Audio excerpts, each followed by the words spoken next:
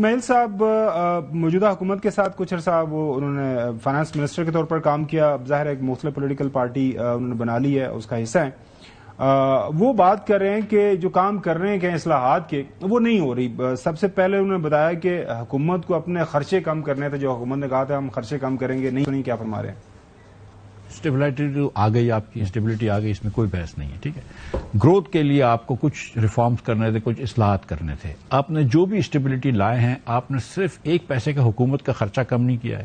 ایک پیسے کا آپ نے اپنا نہ صوبے کا نہ وفاق کا آپ نے اخراجات کم کیے, آپ نے صرف ٹیکس بڑھائے. جب 61% ٹیکس ہوگا آپ کی کمپنیوں کے اوپر, 40% نوکری پیشہ لوگوں کے اوپر, تو کہاں سے پیسے ہوں گے لوگوں کے پاس؟ تو آپ کی انویسٹمنٹ نہیں آ رہی پاکستان میں, نہ گروتھ آ رہی ہے, ان امپلائمنٹ بڑھ رہی ہے. یہ مسئلہ ہے کیونکہ حکومت نے ریفارمز نہیں کیے. نجکاری کی بہت بات ہوتی ہے, ہر حکومت نجکاری کی بات کرتی ہے, لیکن جب نجکاری کرنے کا معاملہ آتا ہے تو پھر کچھ نہیں ہوتا. اور مفتاح اسماعیل صاحب بتا رہے ہیں کہ کیا کچھ کرنا تھا, اور because of the political will جو ہے حکومت نہیں دکھاتی کوئی بھی, تو اس لیے پھر ہم کچھ نہیں کر پاتے. 2-3 چیزیں کرنی چاہیے تھیں جو نہیں کی ہیں. NFC کے اندر آپ کو صوبے کے شیئرز ریڈیوس کرنے ہیں. آپ نے پچھلے 3 سالوں میں کہیں پر وفاق کے اخراجات کم نہیں کیے. حکومت وعدے کرتی رہی کہ ہم پینشن ریفارمز کریں گے, نہیں کیا. حکومت وعدے کرتی رہی ہم رائٹ سائزنگ کریں گے, جس کا مطلب ہے حکومت کو چھوٹا کریں گے, نہیں کیا. نہ آپ نچکاری کر رہے ہیں, نہ آپ حکومت کی سائز کو چھوٹا کر رہے ہیں, نہ آپ اخراجات کم کر رہے ہیں. آپ کے خسارے ہیں, اور خسارے کم کرنے کے لیے آپ ٹیکس بڑھا رہے ہیں. تو کہاں سے گروتھ آئے گی؟ پاکستان 20 سال سے ہندوستان, بنگلہ دیش وغیرہ سے پیچھے جا رہا ہے. مطلب ہر سال وہ زیادہ آگے نکل جاتے ہیں. ہم 3 سال سے اپنے آپ سے پیچھے جا رہے ہیں, ہم اپنے آپ سے غریب ہوتے جا رہے ہیں. یہ سسٹینیبل نہیں ہے. اسی لیے حکومت کا کوئی بیانیہ بھی نہیں بکتا کہ یہ سسٹینیبل نہیں ہے. اور سب سے اہم بات, حفیظ پاشا صاحب اپنے تجربے سے یہ بتا رہے ہیں کہ پاکستان کے اندر جو اس وقت ڈالر کی قیمت ہے وہ جو ہے وہ آرٹیفیشل طریقے سے کنٹرول کی ہوئی ہے. جینون قیمت شاید آگے پیچھے ہے. وہ کیا بتا رہے ہیں, سنیے. پچھلے کوارٹر کے لحاظ سے آپ کے ایکسپورٹس میں صرف 3% کا اضافہ ہوا ہے. اور اگر ہمیں اپنی فائنینشیل پوزیشن کو مستحکم کرنی ہے تو ہمارے ایکسپورٹس میں کم از کم 9 سے 10% اضافہ سالانہ ہونا چاہیے. اب ایک اور بڑا پرابلم کہ 1.5 سال تقریباً ہونے کو آئے ہیں, روپے کی قدر کو آپ نے آرٹیفیشل اتنا مستحکم رکھا ہے, ریئل افیکٹو ایکسچینج ریٹ آپ کا 100 سے اوپر جا چکا ہے, اور ایکسپورٹرز کو مناسب قیمت نہیں مل رہی ہے روپیز میں. سارا انہوں نے امپورٹ ایکسپورٹ کا ذکر کیا, لیکن ڈاکٹر صاحب جو سب سے اہم ان کے بیان کا حصہ تھا وہ ڈالر کی قیمت کے حوالے سے. حکومت یہ دعویٰ کرتی ہے, اور آپ بھی اس کو ایک مثبت ڈیولپمنٹ کے طور پر گردان رہے ہیں, کہ ڈالر اس کا جو ایکسچینج ریٹ ہے وہ انڈر کنٹرول ہے. لیکن کچھ جس طرح پاشا صاحب ہیں, کچھ اور لوگوں کا بھی یہ خیال ہے کہ یہ اوریجنل قیمت نہیں ہے. اس کے اوپر آپ کی کیا ٹیک ہے؟ کہ پاکستان اس وقت 2 IMF پروگرامز کے انڈر ہے.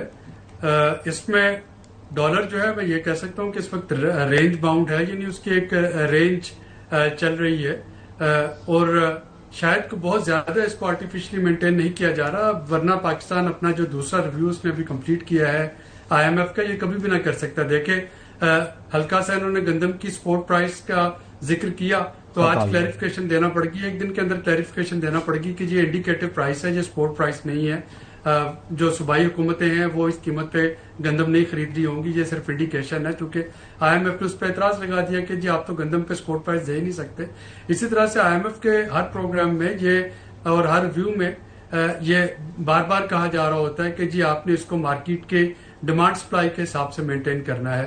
یہ تو کہا جا سکتا ہے کہ شاید ڈالر کی ڈیمانڈ کو آرٹیفیشلی روکا گیا ہے, کہ آپ نے آج اگر اس طریقے سے امپورٹ کی اجازت دے رہے ہیں جیسی آج سے کچھ 4 سال پہلے تھی 2021 میں, تو شاید ڈالر کی ڈیمانڈ بڑھ جائے اور روپے کی قدر میں کمی آ جائے, تو وہ تو ہو سکتا ہے. لیکن جیسے پہلے ہوتا تھا کہ وفاقی حکومت اپنے ڈالر جو ہے وہ بیچ کے روپے کی قیمت کو اسٹیبلائز کر رہی ہوتی تھی, وہ والا سلسلہ اس وقت نہیں ہے. بلکہ الٹا ابھی جو پچھلی ادائیگی کی ہے وفاقی اسٹیٹ بینک نے, انہوں نے مارکیٹ سے ڈالر پرچیز کیے ہیں, اور مارکیٹ سے ڈالر پرچیز کر کے انہوں نے ادائیگی کی ہے.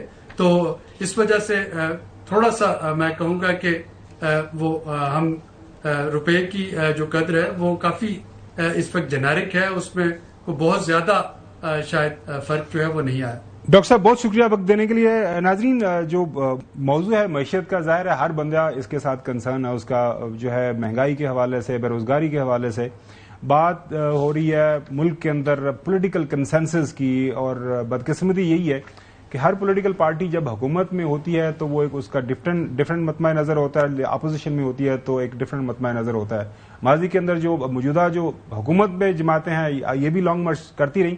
ایک بات جو شہباز شریف صاحب میرے خیال میں کرتے ہیں, اچھی بات کرتے ہیں کہ چارٹر آف جو ہے ہونا چاہیے اکانومی, جو بیسکس ہیں اس کے اوپر کوئی سیاست, کوئی پالیٹکس, کچھ نہیں ہونا چاہیے, کیونکہ معیشت جو ہے اس سے ہر پاکستانی ظاہر ہے اس کے ساتھ جڑا ہوا ہے, اور معیشت ہوگی تو ہر پاکستانی کی زندگی کے اوپر اس کا اثر پڑتا ہے. حسن, آپ کچھ کہنا چاہ رہے ہیں؟ میں کہنا چاہ رہا ہوں کہ ڈالرز کے معاملے کے اوپر جب ڈالر کا ریٹ انسرٹن ہو رہا تھا, پھر جتنا ظلم ہم نے کیا اور جتنا ظلم ہمارے ساتھ پڑوسی ملک سے ہوا وہ اس کی کوئی مثال نہیں ہے. آپ یہ دیکھ لیں کہ ہم نے خود اپنے ملک کے ساتھ ظلم کیا. ہمارا جہاں پر ہاتھ پڑتا ہے, ابھی بھی دیکھ لیں کہ کسی نے جناب اگر ذخیرہ اندوزی کرنی ہے تو وہ کر رہے ہیں. ٹماٹر کی جو قیمت ہے, میں بات کر لوں, ٹماٹر اس ٹائم 240 شاید سے کم منڈی کے اندر موجود ہے. مارکیٹ میں کتنے کا بک رہا ہے؟ 350 کا. جو گروور ہے اس کو پیسہ نہیں مل رہا. یہ تو خیر ٹماٹر آ بھی رہا ہے امپورٹ کا نا, کیونکہ ان دنوں ٹماٹر کی فصل ہوتی نہیں ہے کسی بھی صوبے کے اندر. یہ تو ایران سے آتا ہے. پروڈیوسر بتا رہے ہیں رات کو 400 روپے کا انہوں نے لیے کلو. پھر اپنے اس دکان والے کو پکڑیں جی, کنزیومر رائٹس ہیں, آپ پکڑیں 240 روپے منڈی کے اندر ہے, اور اس ٹائم جو کسی بھی دکان پر 240 روپے, میں خود لے کر آیا ہوں اسی یہاں سے, میں اپنے ڈرائیور کو بھجوایا ہے 350 روپے پر F7 سے 350 روپے. آج کی بات بتا رہا ہوں, آج کی ابھی کی 350 روپے. 350 اچھا جی, 400 میں فرق ہے نا جی, اس میں بڑا فرق ہے.